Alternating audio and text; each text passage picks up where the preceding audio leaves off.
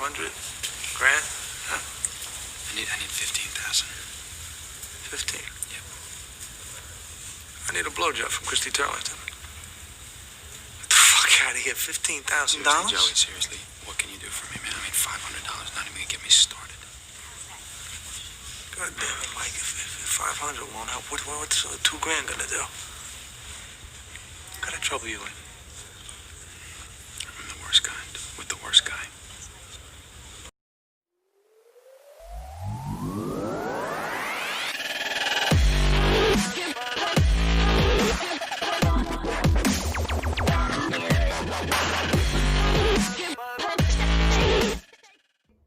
Welcome to Kyle Anthony's UFC betting show. I am Kyle Anthony, and welcome to the podcast. Welcome to the prediction show for UFC on ESPN 14.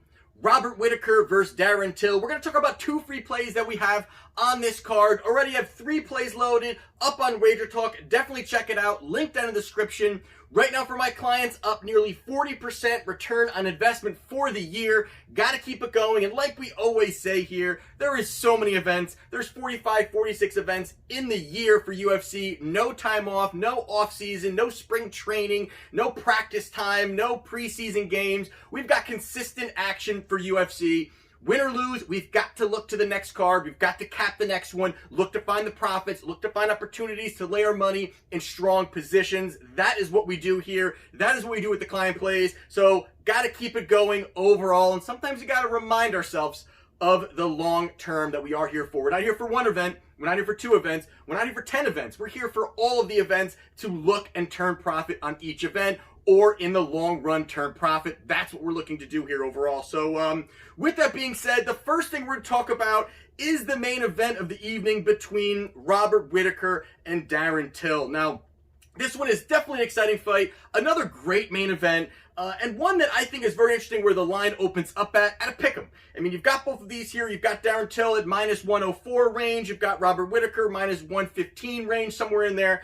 And it's interesting where you kind of see this. Gonna go down my thought process. Again, we do here, go down 2 to 3 fights for each fighter, break it down, see what we see if one fighter can expose the other fighter stylistically, and then does it make sense to place a wager pending what the odds are. So the first person we're going to be talking about here is Darren Till. Darren Till, 3 fights ago, went up against Tyron Woodley. Now, this was a fight here where I think was a little too soon, possibly, for Darren Till. Till was coming off a victory, undefeated at the time, going up to fight Woodley for the title. Big moment for him here. And in this spot here, I thought it was interesting where that first round, when these guys stepped into the cage, started moving around. Now, Till is a guy that is not a high-volume guy. He's just kind of the thing he's done. You know, even when he's won certain fights, he's had very low volume. And again, we'll talk about more of that in the next few fights. But this fight here, early in that first round, I mean, both guys, there was a big feeling out process. We already know that Woodley is not a guy that's going to have big volume either. So both of these guys in the cage really ended up showing that there was not much volume overall completely. Woodley kind of pitter-pattered a few shots. Till kind of danced around a little bit, kind of really waiting to look for that big left. And that's something I think that possibly going in through the rest of his career, I think he needs to change a little bit. That's something that he sets it up almost too much in certain spots. And this is a spot here again where he looked for the big shot. He was looking for it. Woodley was not giving him the looks that he wanted. And in that first round, they kind of danced around a little bit. Woodley ended up getting that first round, at least on the judges' scorecards, the way I was looking at it, because he was more active. I think, you know, it was single-digit strike opportunities for Till. There wasn't much action overall for him to really throw there. So going into that second round, the cornerman telling Till, you got to pick it up. You got to start throwing. You got to be a little more active. And I think he took it to the extreme going into that second round because he closed the distance very quickly with Woodley. Woodley was ready, and I'm sure Till obviously is worried about the takedowns. That's something that he didn't want to have to deal with. Till is a well-rounded kind of guy, more in the Muay Thai when it comes to the certain discipline that he actually trains for. But he goes in there, looks to throw the big left hook, a quick dodge from Woodley, throws a big counter, drops Till. At that point, once he had Till down, it was pretty much ground and pound. Not much that Till was able to do. Didn't look comfortable down there. Taking big shots, big ground and pound. And then as he slowly cinched in the Darce choke, found a good opportunity, choked out Darren Till. Kind of hard to take something away from this particular fight, just the way it happened. Again, we're going to kind of wrap it all up in the end, but only certain nuggets I think I could really take from that fight. But in the end, yeah, Tyron Woodley did defeat Darren Till, second round submission. 2 fights ago, which is a very interesting fight between Till and Jorge Masvidal. Now, this was a fight here where you've got 2 guys looking more going to be stand-up guys, looking more to strike, good striking opportunities for both guys throughout this fight. That's the way that this fight was kind of billed to be, kind of a really a toe-to-toe brawl. And right away in this fight, when it starts, they engage, and you see Till throwing the big left that does drop Jorge Masvidal. Almost kind of shocked him a little bit. Now, I don't think that it was a power shot. There's no doubt because it dropped him, so it had to have power behind it. But it wasn't like it really blasted him and he was rocked. Because even when Masvidal got up, he kind of said, "You got me there," kind of thing. And kind of smiled it off, but he kept moving forward. He didn't look like he was rocked. Didn't look like he was kind of disoriented at any means. And then that first round, I gotta say, Till looked great. Even just besides the knockdown, I thought he moved well. I thought his volume was up a little bit more. He looked more comfortable. I think the knockdown kind of gave him that confidence going into that the rest of that fight, that he can engage with Masvidal, that he can move forward. And after that first loss, a lot of that sometimes changes fighters' attitudes, whether it's going to be a positive or a negative. Where they've got a loss, they've never felt a loss. How do they come back from that? So Till coming back into this fight, showed some confidence early in that fight, really gaining that confidence from that knockdown.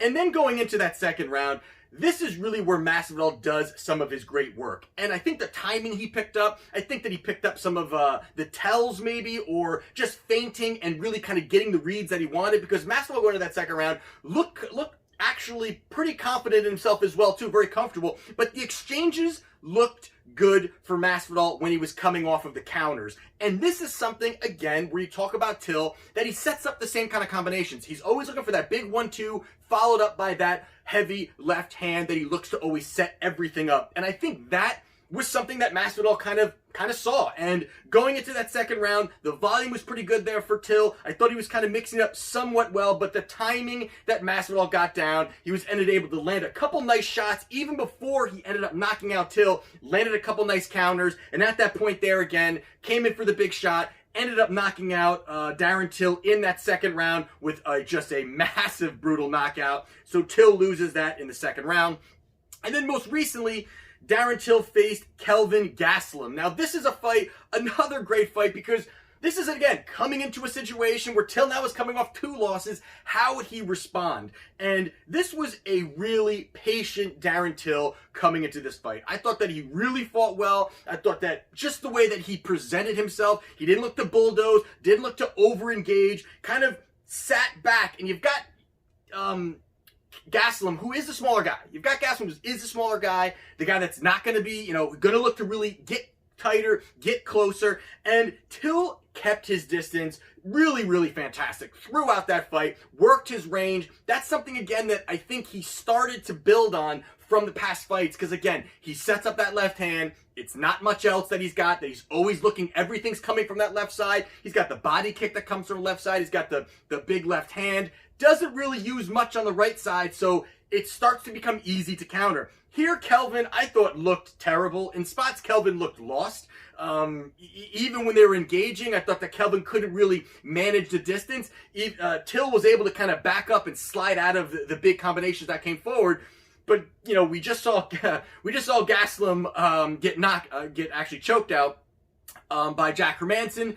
Was a Klein play, but by Jack Hermanson. But again, it was just a weird spot for Gastelum, where he really just could not. That's his big thing, closing the distance, looking for the big shots. He's got the power, and I thought Till fought a great game plan to be safe, went there, really stayed on the outside, chipped away on the scorecards. Easy decision victory. I think every judge had it 30-27. So you give Darren Till the victory by decision. On the other side, you've got Robert Whittaker. Robert Whittaker, 3 fights ago, he fought Yoel Romero, and 2 fights ago, he fought Yoel Romero. Now, the first one I'll go into a little more detail. Second one I'm not going to dive into as much. But the first one I thought was pretty interesting, because this was a fight here where Whittaker really has fought a lot of guys, a lot of wrestlers. He's fought Brunson, beat him. He fought Jacare, beat him. And then he fought Romero twice. and beat him. So there's a lot of wrestlers that you've seen Whittaker fight, and wrestlers who have striking mixed in very well are obviously a lot more difficult to defend against, worrying about level changing takedowns, and then they're able to stand and trade with you. Obviously those are a lot more difficult. In this situation here, you've got Yoel Romero, and I think Yoel early did a great job. Yoel was able to go in tight, look for the takedowns, mixing up those takedowns. I mean, obviously we know he is just a freak of nature. He's got explosive power. His movements are explosive. There's a lot that goes into the things that Yoel Romero does when he's standing in the cage with you. And the explosive power is one thing, but then the more that consistently, the first and second round, Yoel looked great. I mean, he was really on top of him and in the clinch, forcing Whittaker to really kind of hold his weight. They were up against a cage many times, forcing Whittaker to get up. Even there was times where Yoel got him to the ground, and Whittaker, I gotta say, scrambles very well for a guy that, he is a well-rounded fighter, but for a guy that's, doesn't really look to take it to the ground. I thought he fought very well off of his back in bad positions up against the fence. I thought he fought very well there, but over time, it looked like something like that would probably slow down Robert Whittaker. And that's saying a lot because obviously Romero, there's times where his cardio looked a little shaky, but he always has something in the tank. And in this fight here, as it kept going forward, I liked what Robert Whittaker was doing. It's almost like he dug deep when the fight consistently went on. Early it looked like Romero, and then going forward through that fight, you saw a lot of things that Whittaker does great. A lot of things he does great. He's able to counter, open up his 1-2. Really, once he opened up the offense and realized that that Romero was slowing down, that's when he got a little more comfortable in the pocket, was able to trade, landed some nice shots. He's great following up combinations with a high kick, landed that a few times on Romero. And going to that fifth round, I had it 2-2, very close fight, but you had Romero who a little bit looked to try to take it to the ground, tried to at least try to get the points. Whittaker had more in the gas tank, showed his cardio ability against a guy like Romero, which was really fantastic to see him really push forward in those championship rounds. And at the end, chipping away, the champ chipped away and stepped up, got that fifth round, the way I looked at it at least, but he did win it on the scorecards. A very, very tough fight for him, an impressive fight, but a tough fight for him. So Whittaker gets that victory. 2 fights ago, he did beat Yoel Romero again, and again, a lot of the same things. And again, I'm not going to dive into it because I kind of want to tie it up in the end, but a lot of the same things, the wrestling, the explosiveness that Yoel showed. I thought actually this was a fight that Whittaker did lose at the end. I thought that it was that fifth round, it was almost a 2-2, somewhere in there again, and Romero had ended up really, I thought, kind of clearly won that fifth round. I guess judges didn't see it that way, but Romero did lose that fight, and Whittaker defended his title. And then most recently, he fought Israel Adesanya. Now, this was one heck of a fight. I did bet Israel Adesanya in this fight here, but the one thing that's going into this fight is the complete different skill set that you're seeing Whittaker having to fight against Israel Adesanya. Again, 4 straight wrestlers who have striking, and then you go in against Israel Adesanya, who may have the most elite striking, up there with some of these John Joneses and these top-level fighters. Israel's now presented himself into that position, but in this fight here, even just rewatching this fight, it was 2 rounds, you really see how incredible Israel Adesanya is, how his striking is, how his distance management is, his counter-striking ability, his fast hands, just so many great things that he does in there. And then this fight here, it was really a showcase of Israel. A lot of the times, Robert kind of flung himself forward. Obviously, the reach advantage was there for Israel, but flung himself forward, trying to lunge and throw a big combination, and how easy Israel is able to shift back, shift to the side, throw a counter. You saw that multiple times. He kind of shifted out of the way, threw kind of a hooking uppercut, almost from the side where he was able to counter. And in the end of that second round, that's the exact shot that he landed, dropping Robert Whittaker. Probably would have ended in that first round if there was time left, because it was basically at the bell where he landed that. But going to that second round, it was a lot of the same thing. I mean, just the way that Israel was just relaxed, calm. It was almost as if Whittaker wanted to have that same kind of brawling fight that he had with Romero, 2 straight fights, 2 5-round fights that he had with him. This was a situation here where it wasn't that. This is going to be more of a calculated fight. I thought that the game plan was maybe a little bit off for Whittaker because he was looking for the brawling, and this guy is going to be able to pick you apart if you're kind of just hands down looking for the big shot. That is exactly what Israel Adesanya did. He was able to knock out Robert Whittaker in that 2nd round. So with that all being said, we know that obviously you've got Darren Till. Darren Till has the Muay Thai. He's got the big left hand. Those are the things that are going to be really his center point when it comes to his offense. And also he's got some nice body kicks. He's able to use some of those, even knees and elbows. Again, that comes with the Muay Thai background that he's got. He's looking to always kind of in the clinch, look to a lot of that. I don't see a lot of clinch work here. I think that when you look at this fight and look what Robert Whittaker does, as well as Till does, I think that Till's volume is going to be low, but then you've got somebody like Robert Whittaker who has the higher volume, who will look to push the pace a little bit here, and I think the combinations that he throws compared to what Till throws are on different levels. Till, I like the guy. I like what he brings to the octagon. I like what he brings to the UFC. He brings some of the funniest stuff that you will see on Twitter when it comes to MMA. But I think the big part also is just that now he's not focused on the wrestling. And that's going to be a very big part of this. Now, he obviously, against Israel Adesanya, he didn't have to worry about that. But we're talking 4 straight camps, wrestlers that strike. And he kind of fought that same way going in against Israel Adesanya. And this fight here, he is not going to have to worry about the takedowns. This is actually an opportunity where he may actually have an opportunity to take down Darren Till in spots if he needs it. And I just think that Till, I think, again, a great skill set, great striking. I think he's shown some great things against Gastelum as well. But in this spot here, I like Whittaker here. I mean, Whittaker, it's a pick'em here. You've got a past champion that, yes, he did take a bad loss. He got beat up, but he got beat up against one of the best fighters in the world right now at this point. Darren Till is definitely not a massive step down by any means, but this is going to be a tough fight. But I actually really believe that Whittaker has this opportunity to kind of close the distance, work his combinations. Not having to worry about the takedowns is going to be something that is probably going to be a very welcome for him, that he's just going to have a stand-up striking matchup and can really showcase what he's done over the last few fights prior to the Israel Adesanya loss. And Darren Till on the other side, I think that, no doubt that, he has the big striking, but the fact that he backs off a lot after combinations, I think that since that big knockout of Whittaker, I think that Whittaker, of the loss to Woodley and to Masvidal, I think that he's kind of been a little bit gun shy in certain spots. I think in this position here, you're going to see him be a little bit gun shy, where Whittaker's going to be able to chip away, whether he knocks him out or works on the scorecards and forces Till to actually kind of open up some opportunities where then Whittaker can actually throw a counter. I like Robert Whittaker here. I'm going to be betting Robert Whittaker at -115. -112 is actually what I got at. -112 to win in the main event.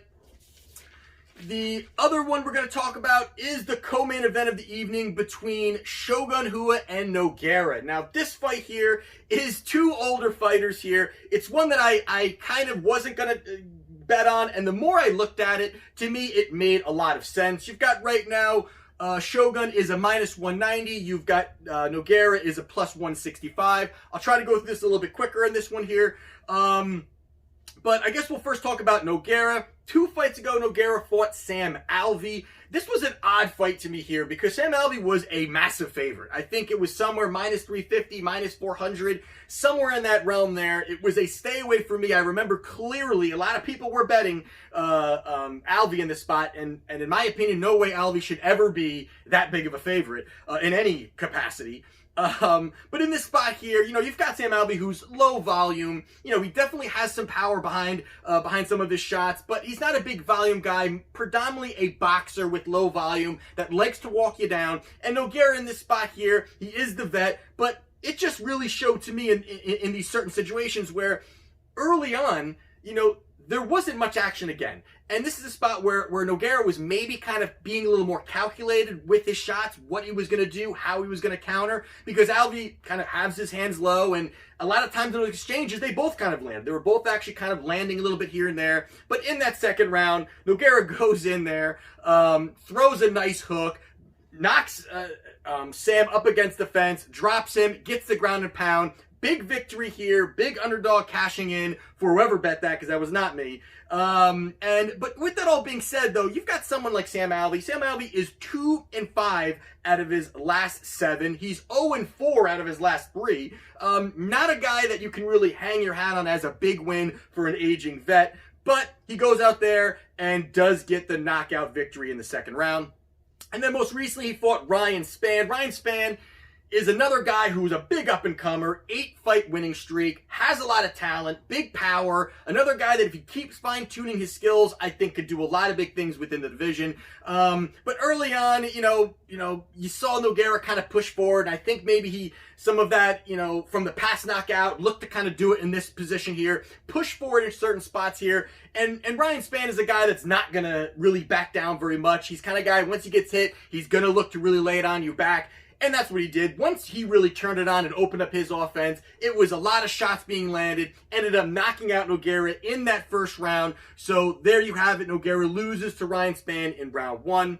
On the other side, we've got Shogun, who 2 fights ago, he fought Tyson Pedro. This was a very interesting fight to me when I was capping this, when I was going back, because this is a fight, again, I knew...